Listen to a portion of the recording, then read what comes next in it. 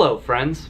Today I wanted to talk to you guys about a little thing I like to call cringe. You've all heard of it, and I'm pretty sure you guys have experienced it in your life before. Probably even from one of my videos. No, I'm kidding. Hopefully.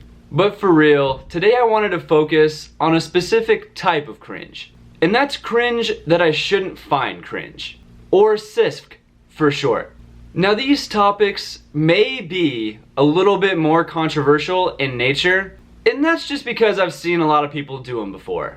And who's watching this video right now? That's right, a people. But I mean, undeniably, we can all be a little bit cringy from time to time. So if I bring up a topic that you do, then stop fucking doing it around me. No, I'm kidding. If I bring up a topic that you do, then please don't take any offense to it, because I'm sure I do my fair share of cringy shit.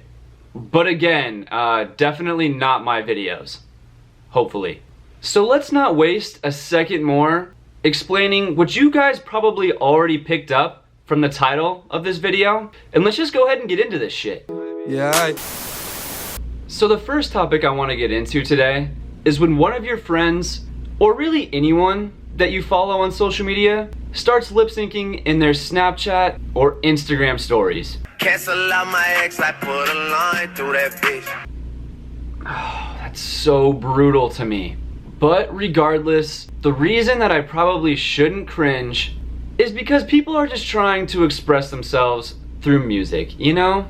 They're just trying to express themselves by singing along, or at least moving their lips to the words of a song to show their followers how cool they are, because they've memorized the lyrics to that song. Well, at least sometimes they have them memorized, because all too often, people get a little bit too overconfident and start to try and lip sync to a song that they clearly haven't learned the words to yet. And to me, it's like, why would you even attempt to lip sync to that song if you didn't know the words? That's like the one thing you need to have down before attempting to lip sync. But to make matters 10 times worse for yourself, you have the option to review your garbage ass attempt at lip syncing and delete that shit from the face of the earth. But what do? You send it anyway. Like, no one will even notice. Well, guess what, garbage ass lip syncers? We do notice. And now I'm cringing so hard that it is causing me physical pain. And I didn't even know that was possible. I am in literal pain from watching you act like you know the words to a song when you clearly don't. Either learn the goddamn lyrics or don't lip sync in the first place. But again, I really shouldn't cringe at anyone lip syncing.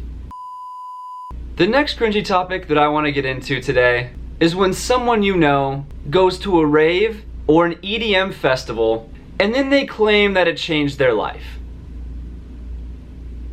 Now to clarify, I'm not talking about people who like EDM or people who enjoy going to raves.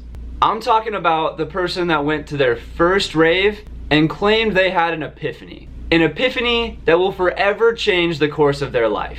Regardless though, I really shouldn't cringe at this because someone found a place where they felt welcomed and met some new friends, you know? And they probably had a good old time listening to some EDM. And don't get me wrong, I like EDM. But I think that's kind of where the issue begins to arise for me. Even if you love EDM, is it really life-changing? Well, luckily for this person that had the epiphany, my question about raves being life-changing doesn't matter. Because now, they're a completely different person with a completely new perspective on life.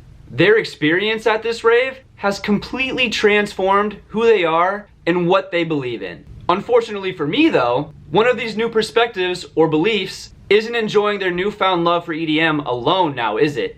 No. Now you want me and everyone you've ever met in your entire life to go to a rave with you because it will 100% change our lives too. Even though I've told you 1,000 times, I'm really not interested in spending my entire life savings on a ticket to EDC. Oh, but don't fret, Epiphany boy or girl, because I'm sure you'll play the entire set of EDC for me one way or another. You'll either force me to listen to it with you in person, or you'll send me Snapchats of you at 7 a.m. headbanging to some real crazy shit on the way to work like a fucking psychopath. Bro, it's 7 a.m. on a Monday fucking morning, and it is way too early to watch you give yourself a concussion. Not to mention the hazard you're almost guaranteed to be causing on the road. Because it seems nearly impossible to be driving safely while you're headbanging like you're in the middle of a fucking mosh pit. But again, I really shouldn't cringe at anyone who claimed their life has changed by going to a rave. The last cringy act I want to get into today is when one of your friends or anyone that you follow tries to be motivational on social media.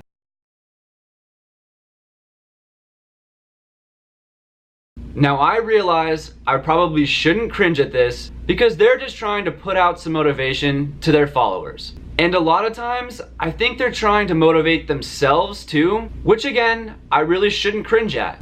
But are you really the right person to be giving out motivation? Because last week, I saw you post about how you wanted to travel so bad and just get away from it all. But today, I saw you post a quote about going hard 24/7, hashtag team no days off. And I'm just left here wondering like, which one is it, Mr. or Mrs. Motivation? I'm getting some crazy mixed signals from you on my timeline right now that I didn't sign up for. In fact, the only reason I'm on social media right now is to try and distract myself from the daily grind for like 10 minutes. But now, thanks to your little bullshit motivational post that I just read 2 minutes into my little escape from the real world, by the way, I now feel shitty about myself. Because maybe I could push myself a little harder, you know? Maybe I could do a little bit more. Well, guess what? Now I'm in a downward spiral of self-loathing because I'm beginning to realize that I'm actually not all that I could be. And I've come to this depressing conclusion all because of your stupid little quote. The only thing I wanted to do was to laugh at a couple of funny posts before I go back to fucking work. Thanks a lot, you motivational cuck.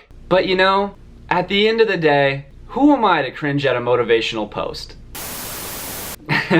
Bet you weren't ready to get screamed at today, huh? Again, guys, please don't take anything I said too seriously. It was all a joke, as you could hopefully tell. It's all love over here. Unless you're the one lip syncing when you don't know the words, then knock that shit off. But honestly, I hope you guys enjoyed this one. It's for sure a little bit different than the videos I have been doing. So please let me know if you like this type of video down in the comments. As always, please like and subscribe. It really helps me out. And I will see you guys in the next video.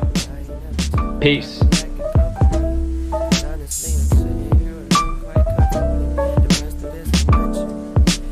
Hey guys.